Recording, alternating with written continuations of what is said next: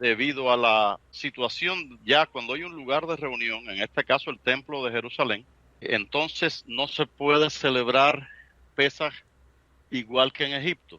¿Cuál es la diferencia de celebrar Pesaj en Jerusalén a celebrar Pesaj en Egipto?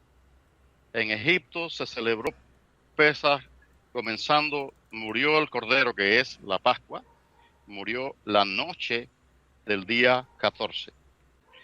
Si ustedes pueden, hagan un diagramita ahí de los días de la semana donde se celebra Pesaj. Ponen una semana del 1 al 7, así, le ponen al 1, otro 1, le ponen a cada día un 1 antes y ya te va a dar 11, 12, 13, 14, 15, 16 y 17. Que para ubicarnos en los días del mes, ya no solamente en los días de la semana, sino en el día 14, el pueblo por familia, cada padre de familia hizo el sacrificio. Lo hizo en su casa y si la familia era muy pequeña, lo hizo con un vecino, porque había que consumir todo el cordero en esa noche. Ahora bien, ese día 14, según lo cuentan las escrituras, se comienza a contar la noche anterior, ¿verdad? Y como dice, fue la tarde y la mañana un día. Así es que el día comienza como cuando comienza el sábado, que comienza el viernes a la puesta del sol. Ese día 14 en Egipto, cada padre de familia tenía separado ya el cordero, así es que lo inmoló esa noche del día 14 y lo comieron durante la noche. A la medianoche pasó, ahí pongan la mitad de la medianoche, pasó el destructor, el ángel destructor. Ya ellos tenían puesta la sangre en el dintel de cada casa, así es que pasó por encima y entró en esas casas. Cuando llegó la mañana, el amanecer de ese día 14, pues ya durante esa noche, en cada casa, cada padre de familia había sacrificado, había untado la sangre en lo personal sobre su dintel y había consumido el cordero. Ahora bien, esa es la diferencia que va a haber ahora de cómo se celebra en Jerusalén.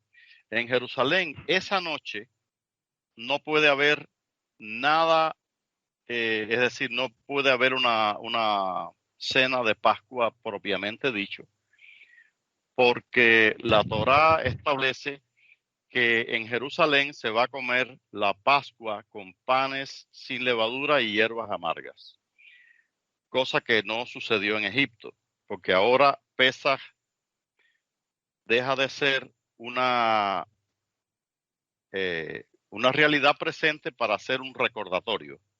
Es decir, pasa a ser un recordatorio de lo que sucedió en Egipto y tiene el propósito de recordar la amargura de la esclavitud, la liberación y la redención, la historia de la redención. Entonces ya también por motivos funcionales deja de sacrificarse en la noche del 14 para pasar a sacrificarse el cordero o la Pascua entre las dos tardes, lo que significa que es durante el día en el templo. Una vez amanecido ese día 14 de Nisan, los sacerdotes a partir ya de las 9 de la mañana comenzaban una faena hasta alrededor de las 3 de la tarde, donde en ese tiempo cada israelita llevaba al templo su cordero y los sacerdotes, los levitas lo inmolaban y tomaban la sangre y hacían el servicio que había que hacer allí en el templo. Una vez hecho, cada uno de ellos se regresaba a sus casas con el cordero muerto ya para entonces asarlo o pasarlo por el fuego. Es decir, ninguno de ellos podía hacer lo que hicieron en Egipto, sacrificar en sus casas y comer en sus casas aunque estuvieran en Jerusalén. Debido a eso, es decir, el templo no sesionaba de noche, sino que era de día esa actividad de sacrificar esos corderos. Entonces es importante poner esto bien en perspectiva y mirar que entonces el cordero pasa de comerse en Egipto el día 14 en la noche a la noche del 15.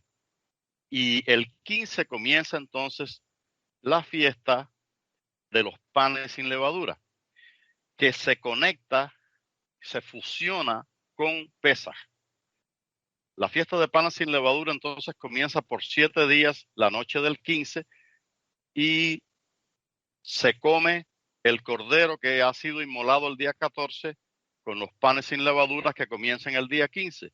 Así es que automáticamente la cena de Pesaj pasó de ser en Egipto la noche del 14 a ser en Jerusalén y en el templo la noche del 15.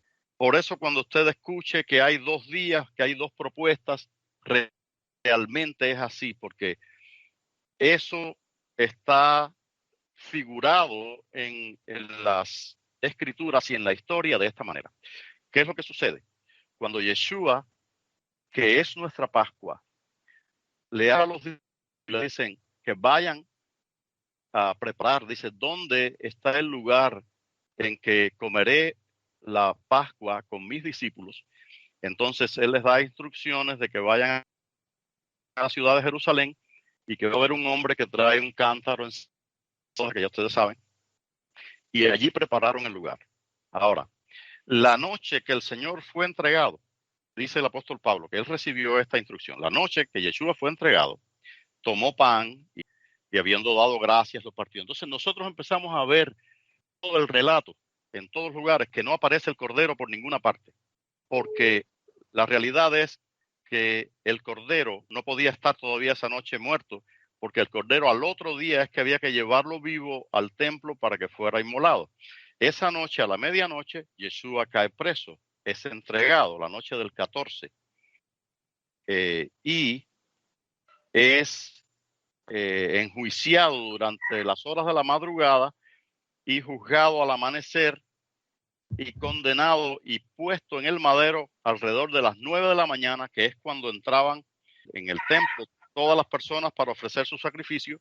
Está colgado en el madero desde las 9 hasta las 3 de la tarde, que es cuando el sumo sacerdote ofrecía su propio sacrificio y decía la frase famosa, consumado es a la hora que el último, es decir, Yeshua entra en el madero, en la agonía de la muerte, desde las 9 de la mañana hasta las 3 de la tarde, y sorpresivamente, repentinamente entrega su espíritu y muere, cosa de que aún el centurión dijo, verdaderamente este hombre era el Hijo de Dios, porque no era posible que hubiese muerto a esa hora. A esa hora hubo situaciones, terremotos, el velo del templo se rasgó, hubo cosas que sucedieron en ese intermedio de cuando Yeshua estaba colgado. Pero el punto principal en esto es entender por qué el hermano dice que no es Pesaj. Realmente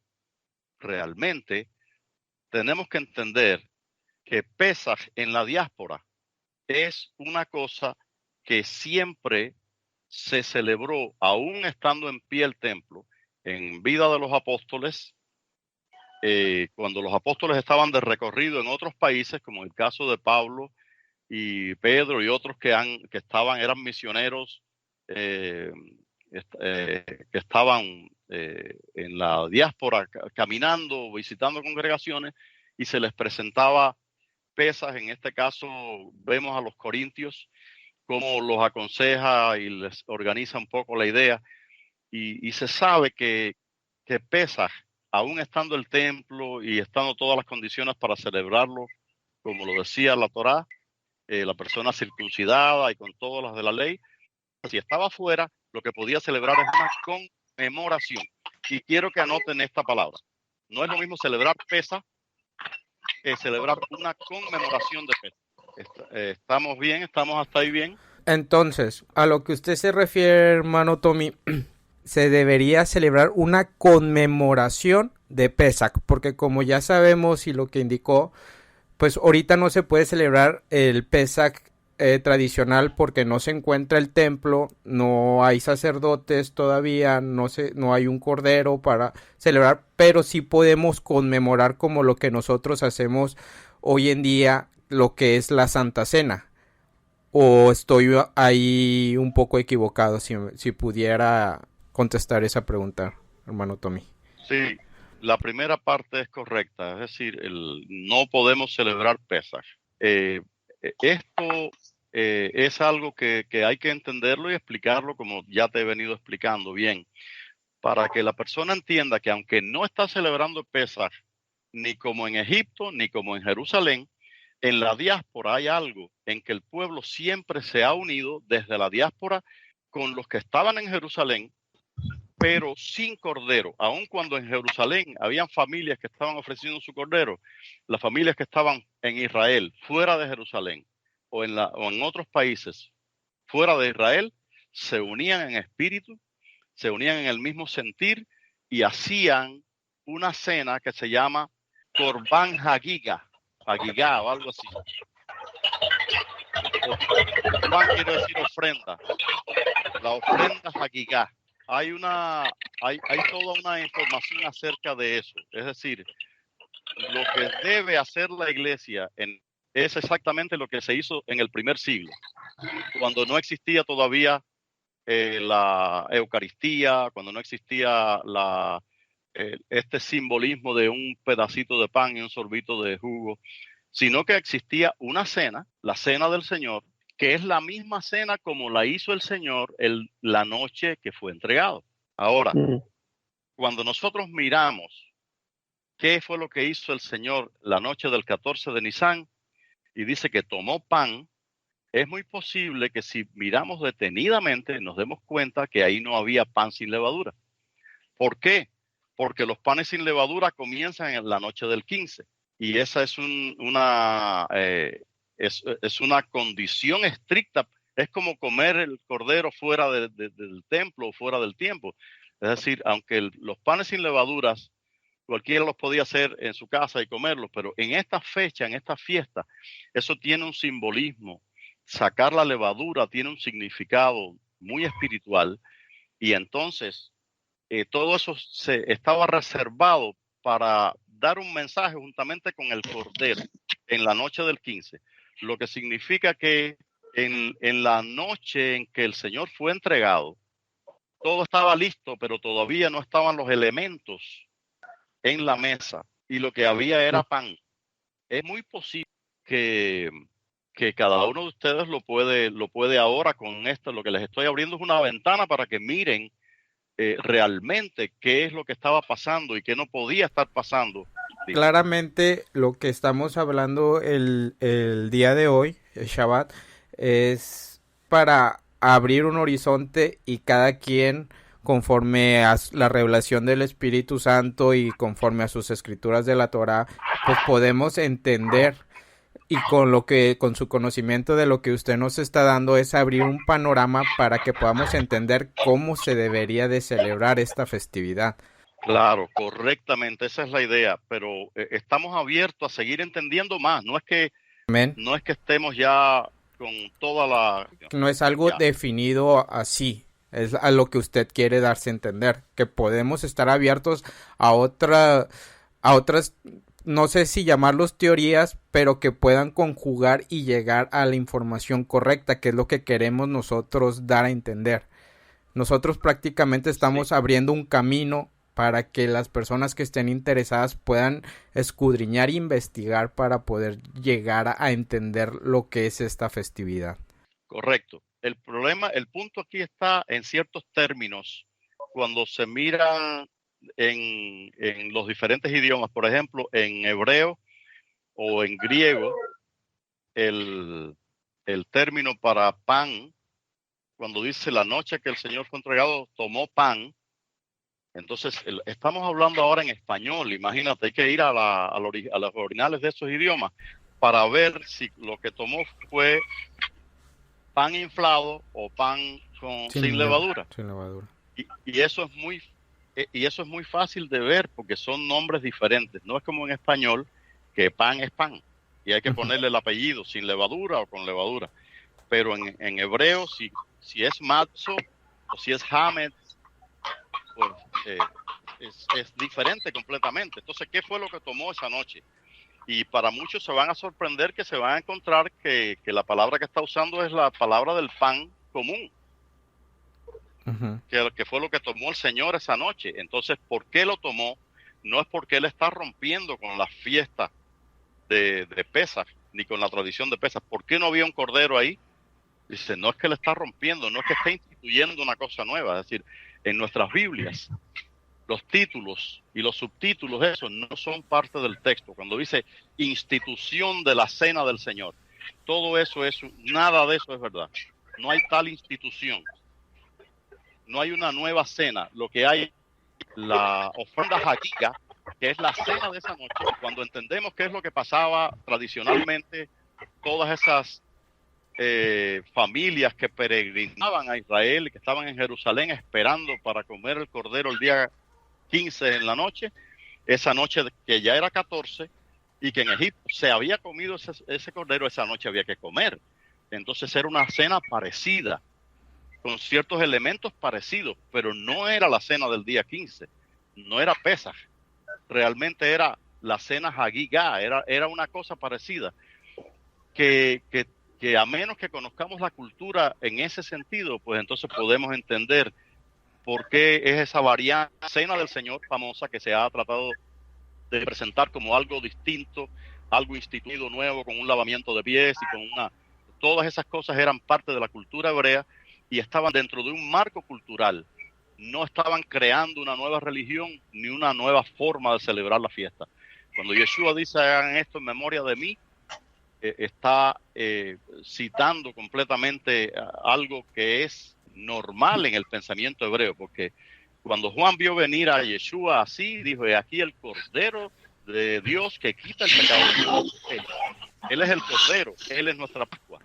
Cuando Pablo dice a los Corintios que Yeshua, que es nuestra Pascua, ya fue sacrificado por nosotros, no lo está diciendo como creando un conflicto entre la Pascua de la Torá y Yeshua, ¿no? Todo lo contrario, es creando conexión, continuidad. Él es nuestra Pascua.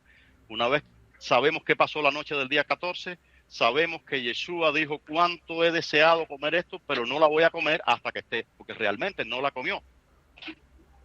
No comió esa Pascua. Él era la Pascua, y cuando la Pascua se puso a la mesa el día 15, Yeshua estaba en la tumba. Esa noche, cuando José de Arimatea sepulta a Yeshua en la cueva que estaba labrada en la peña, todos los apóstoles tuvieron que comer la Pascua, la misma que ellos habían preparado en el aposento alto. Ellos fueron y esa Pascua allí. Después de que Jesús murió, ellos sí celebraron ya bien la Pascua.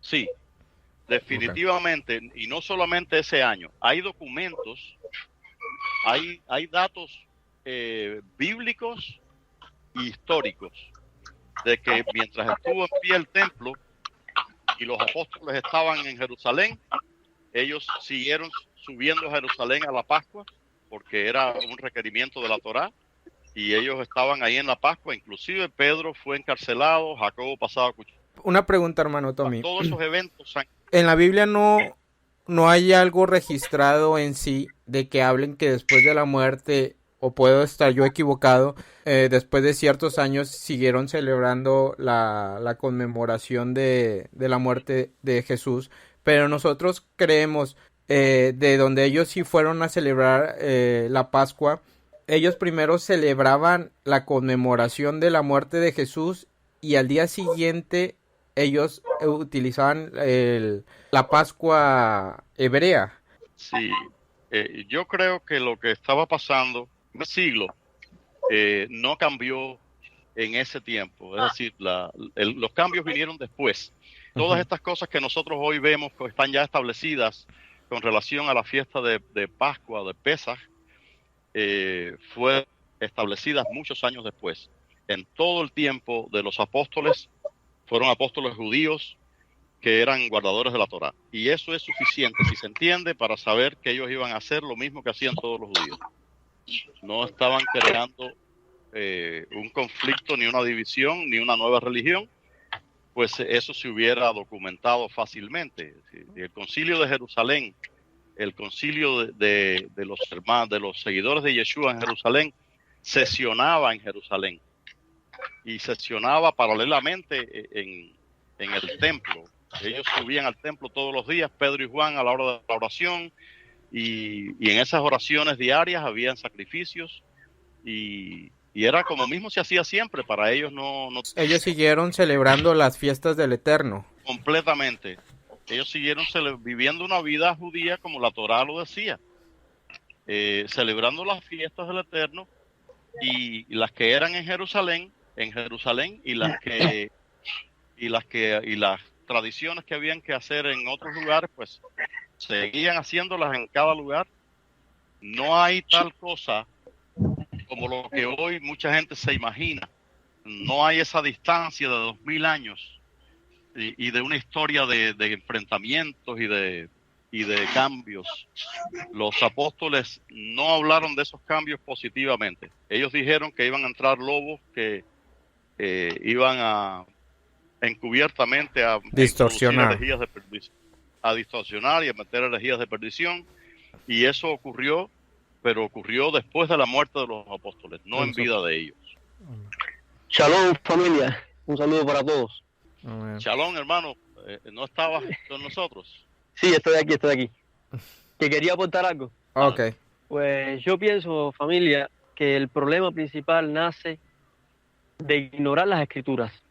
Cuando nosotros conocemos el carácter de nuestro Padre Celestial, cuando nosotros conocemos sus atributos, y esencialmente quiero referirme a su inmutabilidad, el hecho de que Él no cambia ni puede cambiar, nos damos cuenta que su palabra tampoco puede cambiar. Si cambia su palabra, cambia Él, y eso es una locura. Por eso yo pienso que el ignorar uno de estos temas, la raíz viene de no estudiar de verdad la palabra, de quizás leer un año bíblico, o en el año bíblico leer la Biblia 5 veces, pero no estudiarla, no detenernos a decir, pero ¿por qué Él lo dijo y después ahora me están diciendo que no? ¿Por qué Él lo ordenó y ahora un pastor me está diciendo que no hay que hacerlo? Cuando mi Dios no cambia. Esa es yo diría que la lupa, la luz, la lámpara que puede alumbrar nuestros pasos frente a cualquier duda bíblica. Cuando sabemos que nuestro Elohim, nuestro Dios, no puede cambiar, nosotros nos damos cuenta que las palabras de Yeshua, de Jesús, son muy firmes. Mientras exista el cielo y la tierra, no pasará, no se eliminará, no se va a abolir la letra más pequeña de la Torá, de la ley.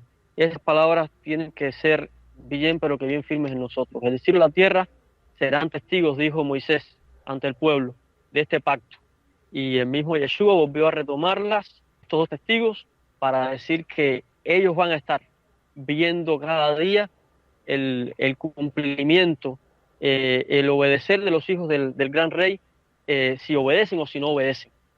El mismo pacto que Moisés hizo con su pueblo. Por eso es que si hoy nosotros nos llamamos pueblo de Dios, no podemos estar haciéndole caso a Roma, al Vaticano y a Constantino y después a Martín Lutero. No podemos estarle haciendo caso a esos hombres. Tenemos que hacerle caso a la palabra, la cual, si cambia, estamos en un problema muy serio, muy grave. Porque si nuestro Dios cambia, estaremos también propensos a que mañana cambie. Y eso es una inseguridad que tendremos, que yo por lo menos no podría confiar en un Dios que cambie. Así que es lo que yo veo que es la raíz de este problema. El pensar que la escritura cambia es una inseguridad muy grande y es algo que nos han querido meter en el cerebro, pero que es una gran mentira. Amén. Hermano Tommy, como una conclusión a este tema, yo sé que es muy complejo y puede lo que estamos hablando no tomarlo así como superficial, pero es prácticamente cómo las personas pueden entenderlo sin meternos muy a fondo de todo lo que representa el Pesaj. Lo que yo quiero que la audiencia que escucha este podcast comprenda y pueda entender Entonces, ¿cómo es la manera correcta? ¿Deberíamos celebrar la Pascua judía o nada más conmemorar? Lo que quiero entender, ¿cómo se debería entonces conmemorar? ¿Qué se debería de hacer? Sí, como acabas de decir, es imposible, por los motivos ya expresados, que se celebre Pesaj o Pascua, y no porque sea judía, ni porque sea pecado, ni no.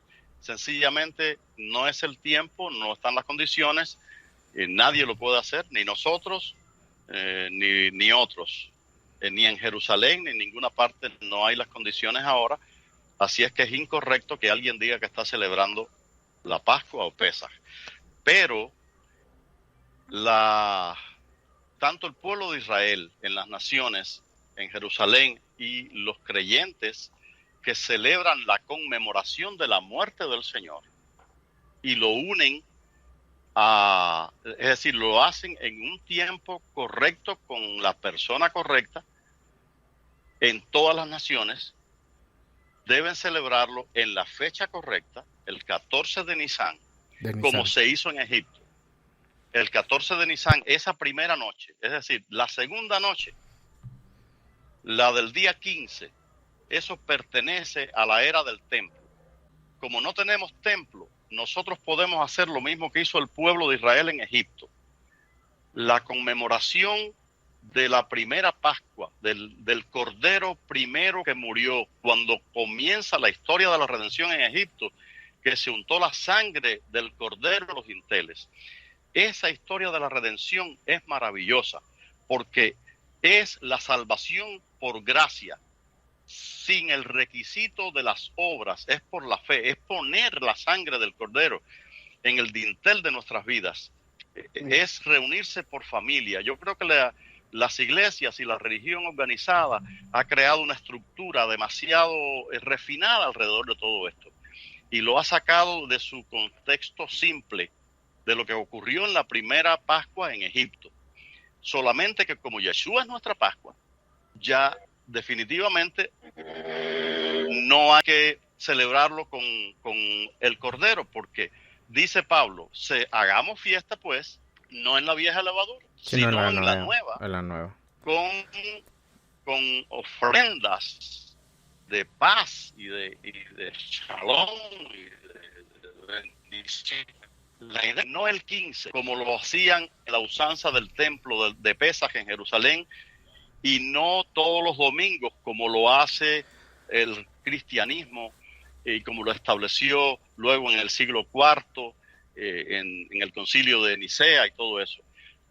El creyente que no conozca lo que pasó en la historia después de la muerte de los apóstoles se va a sorprender si quiere estudiar y si quiere basar su fe en la verdad, porque la iglesia es columna y apoyo de la verdad.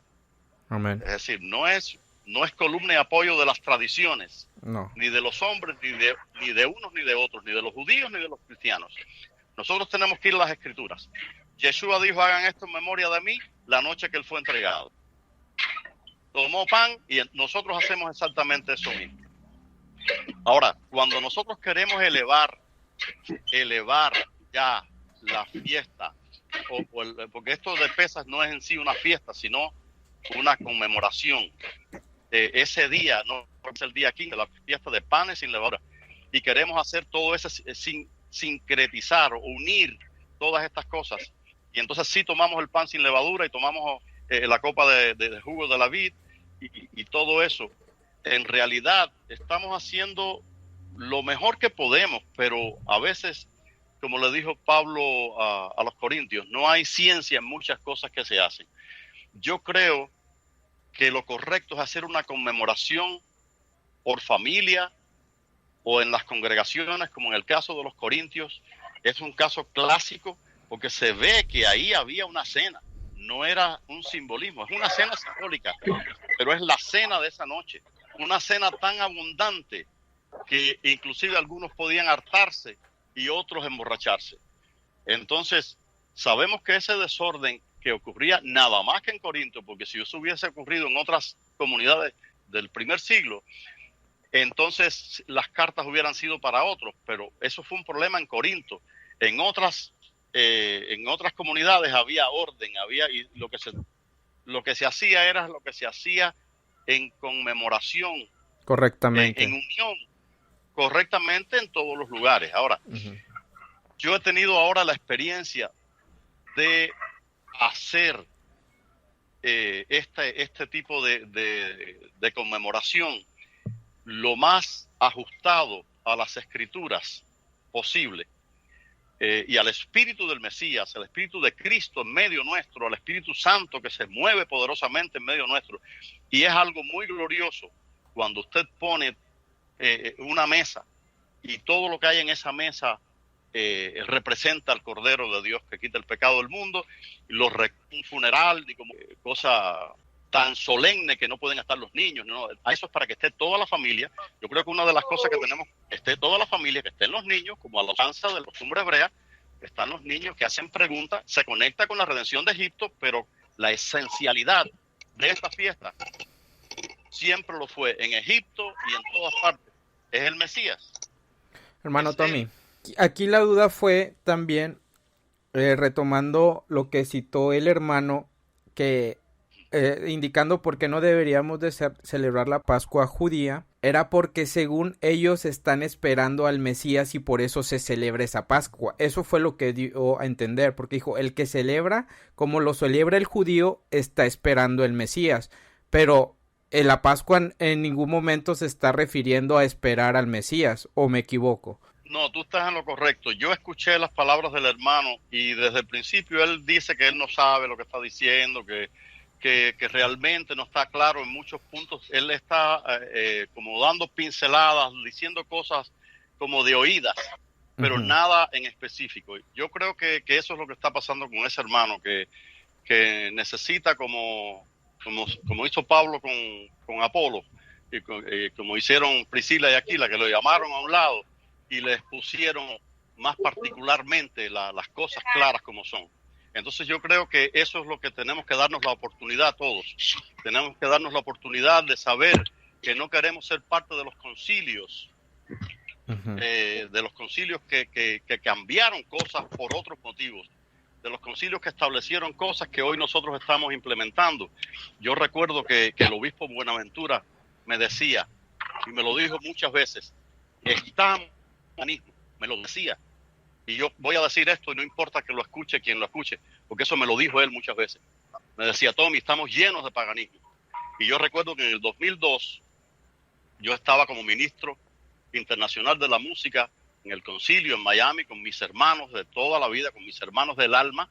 Y cuando Ventura presentó esta idea de que había que celebrar la cena esa del Señor en el día 14 de Nisan y que se debía usar que las familias y las congregaciones, que no fuera algo tan sublime que entonces casi nadie lo puede usar, tú sabes, sino que eso era algo que se hiciera con un poco más de flexibilidad. Y yo sé que eso se habló claramente allí, pero cuando se redactó, tal vez la misma persona que está hablando ahora fue quien redactó lo que el pueblo escuchó de lo que se dijo a puerta cerrada. Lo que se dijo a puerta cerrada fue una cosa y lo que salió a la luz fue otra cosa. Sí. Entonces, nosotros no podemos jactarnos de decir ninguna cosa contra el pueblo de Israel. Sabemos que nosotros hemos creído en Jesucristo, en Yeshua, el Mesías de Israel y del mundo, y que tenemos una luz superior que nos ha quitado el velo que está puesto sobre algunos que no entienden. Pero eso no quiere decir que estamos creando una nueva religión o que estamos creando la Eucaristía, ni que estamos de acuerdo con nada de eso otro invento que está tan estrechamente relacionado. Yo sugeriría entender esto de esta manera. Pesaj en la diáspora es una conmemoración en el tiempo correcto, con los elementos correctos, con una cena que es simbólica, pero que es más abundante que una migaja de pan y un sorbo de vino. Que sea una cena y que participen los niños y que se explique a una agadá, que se llama, es una delineación mesiánica o cristiana de celebrar Pesaj, que nuestros hermanos tienen que darse la oportunidad de escucharla, de oírla, porque es mucho más bíblica que lo que se está haciendo en muchas congregaciones, en muchos púlpitos. Y que el Señor me perdone por ser tan claro y tan explícito en esto. Pero yo creo que hemos estado siguiendo más las tradiciones de los hombres y de los concilios católicos que la usanza bíblica. Y estoy completamente de acuerdo. Nosotros no celebramos pesas. Díselo al mundo, díselo a la iglesia, díselo a todos. Nosotros celebramos una conmemoración que es el respeto a la palabra. Yo pienso que toda persona que diga amar al Mesías de Israel, a Jesús, debe amar la palabra, la cual se nos enseñó por la Iglesia Católica que él cambió algunas cosas, pero que sabemos que no puede cambiar nada. Él no vino a cambiar. Como es este asunto de Pesaj que nuestro hermano Tommy nos ha enseñado, no podemos hacerla, pero sí podemos respetar esa parte de la Biblia, esas palabras que salieron del corazón de nuestro Creador, y respetar esos versículos que no fueron eliminados, que siguen ahí y que siguen siendo reclamados por el cielo y la tierra, que siguen siendo los testigos, que siguen existiendo. Yo pienso que simplemente la iglesia y cualquier iglesia lo que debe hacer es respetar. Y quiero cerrar con esto. Sí. Nosotros en esa cena, porque ya yo llevo varios años celebrando, conociendo por la experiencia esta práctica de qué cosa es celebrar una conmemoración de Pesaj en la diáspora. Tú sabes, las iglesias, es una mesa donde puede haber pavo, pollo, arroz, frijoles, una comida, la comida de ese día. Es la comida mejor de ese día. Y si hay algún otro elemento en la mesa, no es un elemento sacrificial. Es decir, no hay un cordero. Puedes comer cordero ese día si quieres, pero no mataste un cordero. Pero los mismos judíos no hacen eso. Prefieren comer pavo o comer pollo o cualquier otra cosa menos el cordero. Aunque es verdad que algunos traen un símbolo de un hueso, un símbolo, pero no porque lo mataron ese día, o porque, sino como un símbolo. Sí, ahora, es un hueso, ¿verdad? Yo me alejaría, es un hueso, yo me alejaría completamente aún de ese símbolo del hueso y de todo eso. Okay. Para no dar ningún tipo de espacio a los que nos calumnian diciendo que sacrificamos o que hacemos cosas. Si aquí alguien mata a un animal, lo mata para comérselo como cualquiera mata un pollo o un carnero normalmente, y tapa la sangre con tierra como está establecido en las Escrituras. No se hace ninguna ceremonia con esa sangre.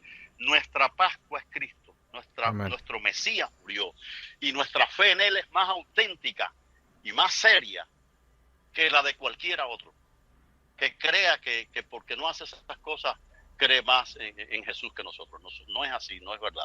Nosotros creemos absolutamente en Jesús como Yeshua, el Mesías. Creemos en toda la palabra desde Génesis hasta Apocalipsis, y que esto lo sepa el mundo, porque hemos sido acusados falsamente de que no creemos, y no es verdad. Si alguien ha querido demonizar todas estas cosas, lo ha hecho injustamente, como dijo Cristo. Bienaventurado cuando os vituperen, persigan y digan todo mal por mi causa, mintiendo. Amén. Es decir, estamos abogando porque el símbolo, es decir, lo que se ha estado haciendo como conmemoración de la Cena del Señor, es un modelo tomado de los concilios católicos, no de las Escrituras ni de la historia de la iglesia primitiva. Y yo veo, porque es columna y apoyo de la verdad, una cena como la Cena del Señor, no solamente simbólica, reducida como otros simbolismos que hicieron. Los mismos concilios tomaron el bautismo y lo redujeron a un símbolo de una aspersión y cosas como esa, la cena a un símbolo de una hostia y todo eso. Quitar todos esos simbolismos. Nuestros bautismos siguen siendo de cuerpo entero debajo del agua, es una sepultura, y nuestra cena de Pesaj debe ser una cena completa con todos los integrantes de la familia y con toda la carga gloriosa y espiritual y la alabanza que requiere el que nos amó y que dio su vida por nosotros. Esas son mis palabras, y el que quiera saber más, lo invitamos a celebrar, y como le dijeron a cuando le dijeron a Felipe, hemos encontrado al Mesías de quien habló Moisés, dice, ven y ve. Si alguien quiere saber más, lo invitamos. Ven y ve para que veas la gloria del Eterno. De verdad, en esa unión y en esa comunión los unos con los otros. Si hubiese algo extraño en el nombre de Yeshua, yo no hubiera estado de acuerdo en nada de eso. Si hubiese algo raro, alguna cosa, algún ápice de causa extraña, usted y la iglesia y mis hermanos mayores y menores pueden saber que su siervo, José Tomás Rodríguez y Socarrá, Tommy, el que todo el mundo conoce, no hubiese estado ni está de acuerdo con ninguna cosa rara. Si estoy aquí, estoy en nombre del Señor porque me ha traído a este, no sé, me ha puesto en una posición que yo nunca esperé estar, teniendo la libertad de hacer cosas bíblicas de manera bíblica. Que el Padre Celestial y su Hijo Yeshua y el Espíritu de Ruach HaKodesh reciba toda la gloria y toda la honra de mis palabras. Amén. Aleluya. Pues muchas gracias, hermano Tommy, por haberse tomado este tiempo. A nuestro hermano José Antonio Hernández también por haber participado en este podcast. Ya quedó totalmente claro, son opiniones de nosotros. Como siempre se lo he dicho a mi audiencia, a ustedes les corresponde pedir la dirección del Eterno y que con su Santo Espíritu nos pueda guiar a la senda correcta, que son la senda antigua de nuestro gran Dios. Así que, hermanos, muchas gracias por haber escuchado este podcast. Esperamos que Dios los bendiga y nos vemos en un podcast más de los misterios de Dios.